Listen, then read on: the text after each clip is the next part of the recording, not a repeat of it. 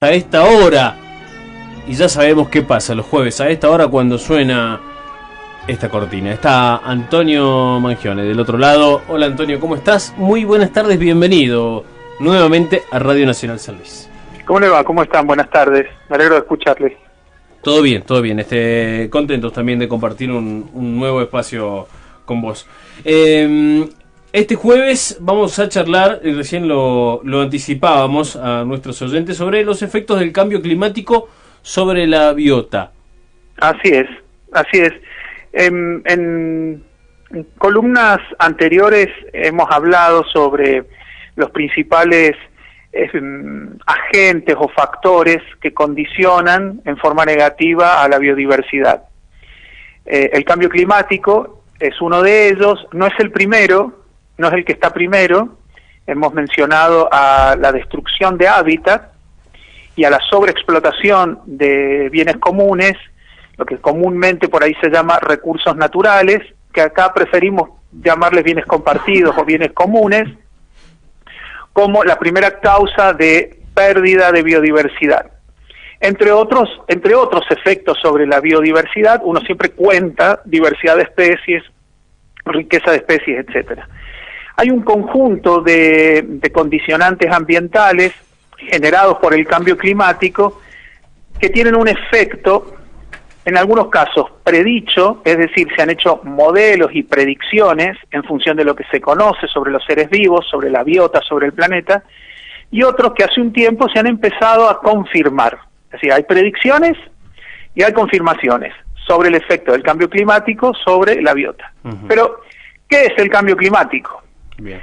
Desde hace un tiempo, motorizado principalmente por la alteración del hábitat, en términos de destrucción de hábitat pristinos, de bosques, de alteración de cursos de aguas, etcétera, más la ya evidente, indiscutible calentamiento global, producto de las emanaciones de efectos de gases invernaderos, producto de la actividad de seres humanos sobre la Tierra, ¿sí?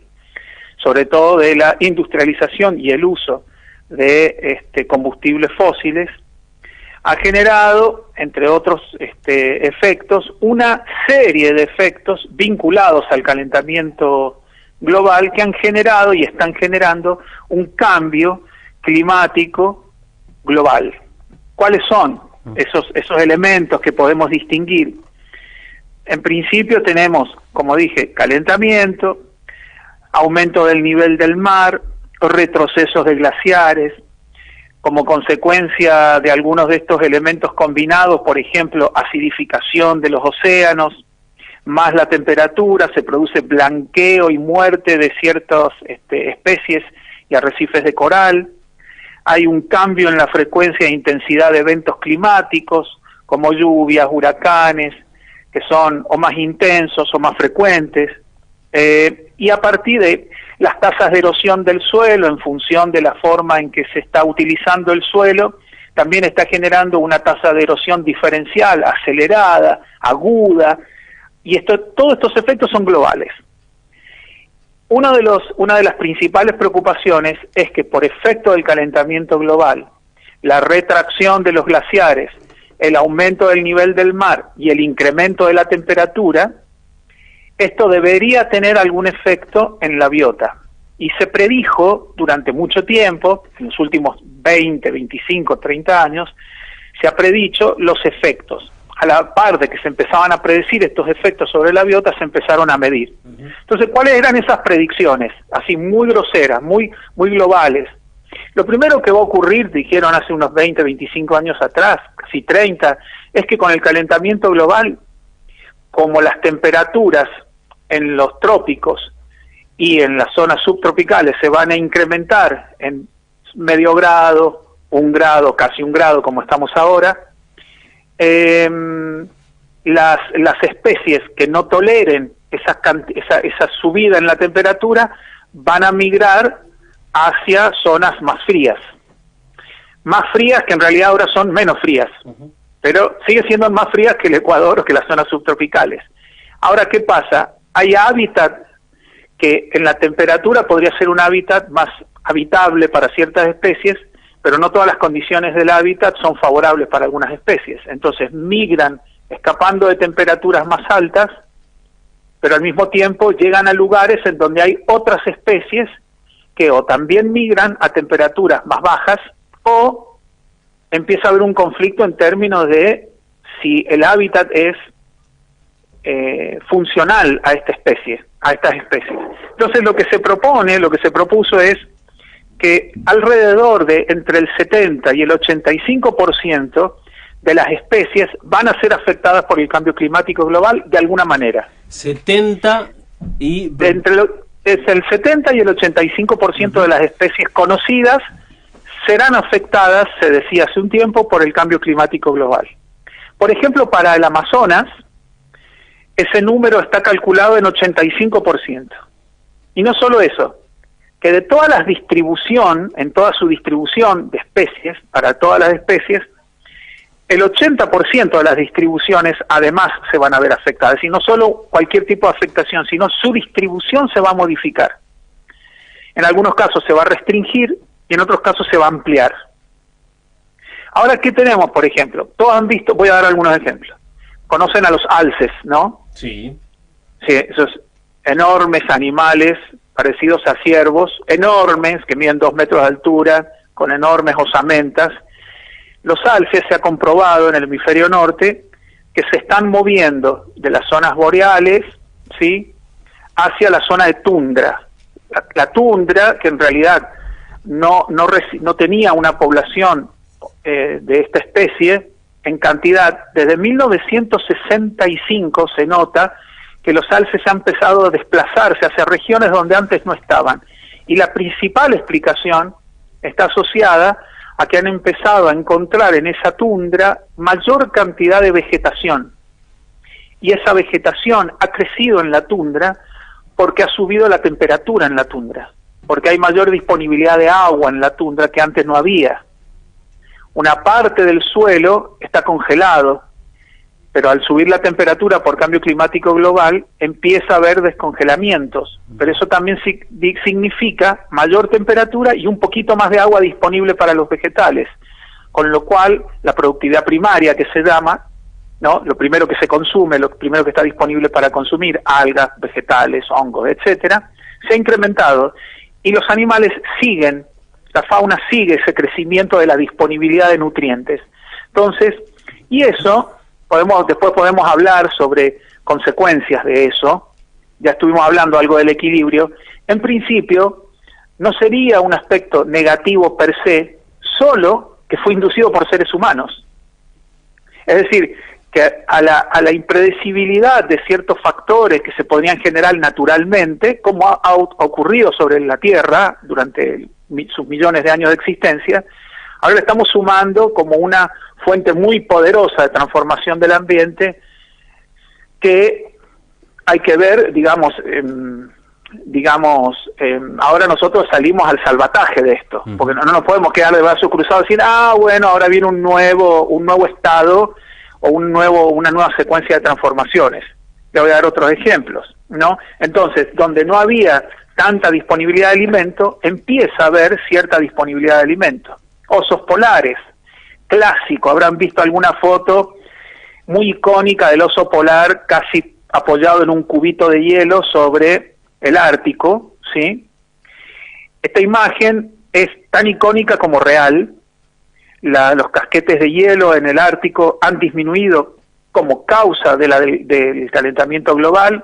Lo que ocurre es se derrite más rápidamente, se adelgaza la capa de hielo, y lo que hace esto es que los osos que tienen esa circulación, parte de su territorio, entre placas de hielo flotante, ¿sí?, que la usan para cazar, ¿sí?, empiezan a salir de caza en zonas continental de tierra, ingresando a lugares donde antes se los veía menos, ¿no? Entonces empiezan a verse osos polares mucho más cerca de zonas pobladas, en tierra firme, donde antes no circulaban, no porque faltaran osos, es porque estaban en otros lugares. Esos lugares tenían hielo, y esos lugares con hielo ahora están menos disponibles. Eso es un claro ejemplo de calentamiento global. Me vengo a Argentina para dar un ejemplo local. El pingüino de Magallanes se nota desde hace un tiempo en Punta Tombo, no sé si alguna vez han ido a Chubut, en Punta Tombo, en Argentina, recomiendo si alguna vez podemos viajar de vuelta. Me quiero ir a vivir a Chubut. La costa de Chubut es hermosa, es hermosa.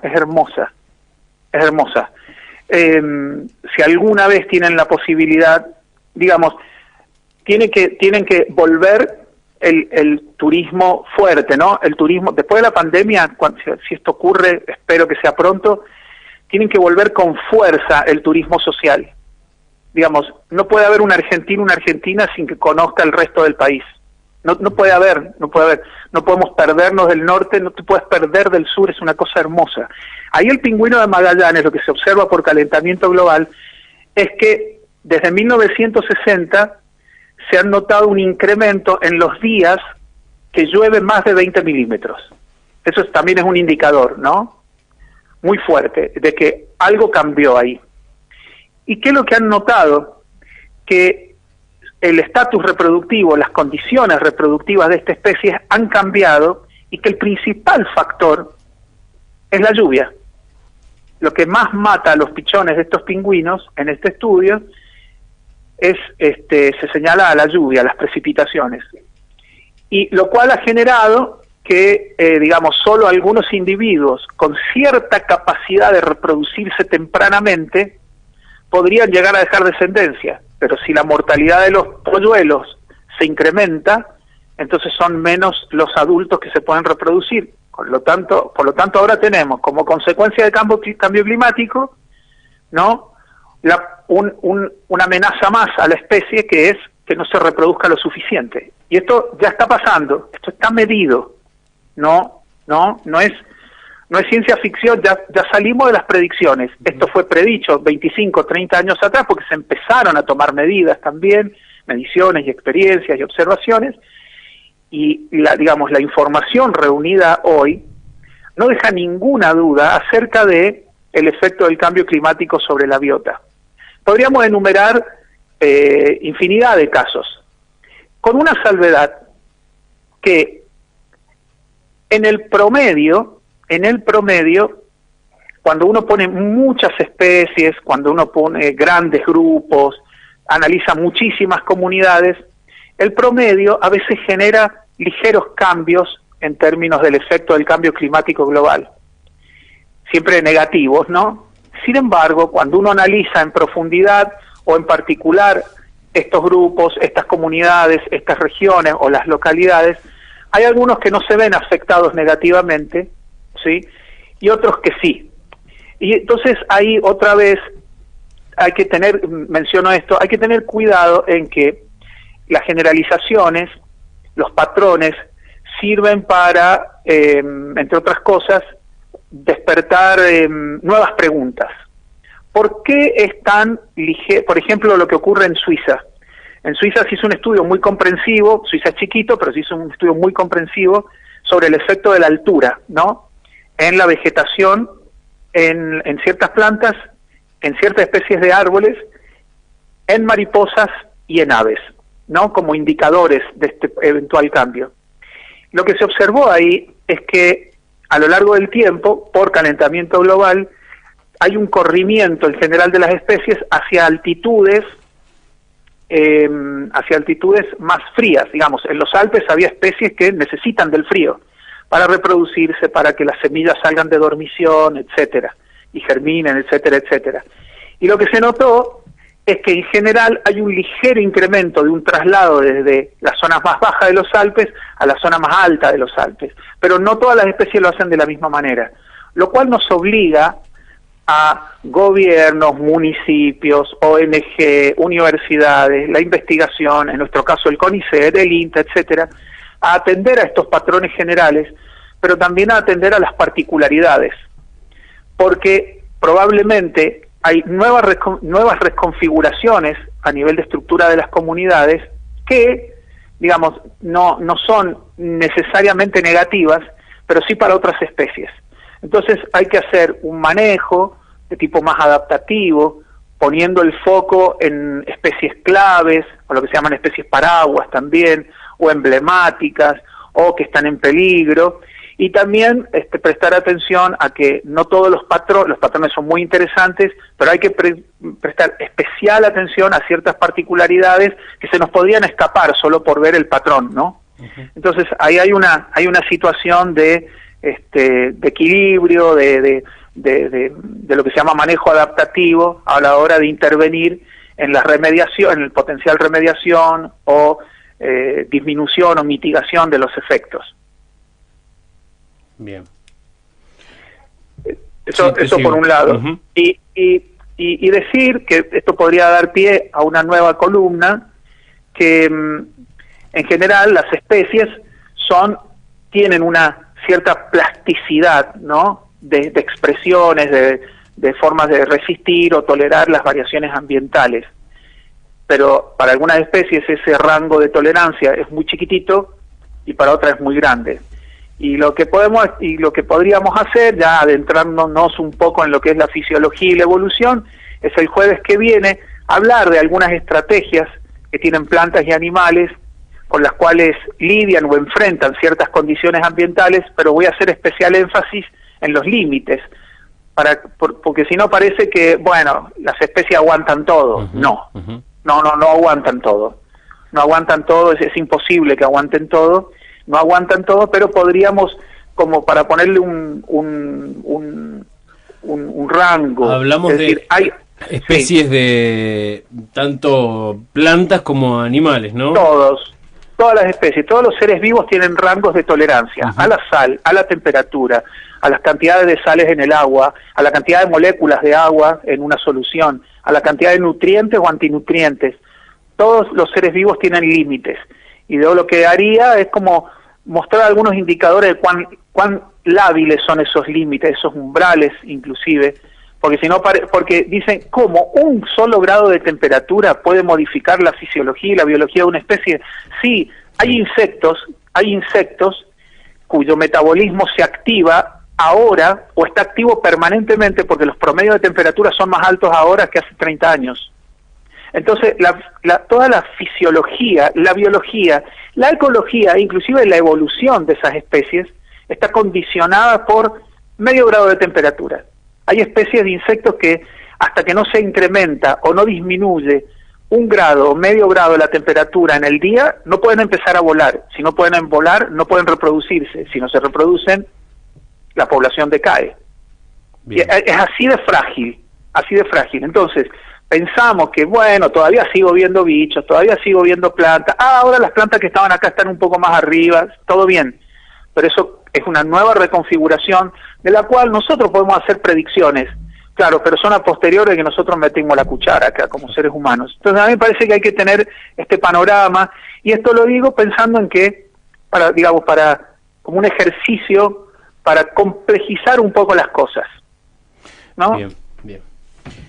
Antonio, buenísimo, y ya espero ansioso el jueves que viene para ver cuánto se la bancan estas especies, cuánto bancan los cambios o no. Sí, vamos a ver. Bien. Bueno, ha sido un placer compartir otro espacio con vos. Igualmente, agradecido por el espacio, estamos en contacto. Dale, abrazo y hasta el jueves que viene.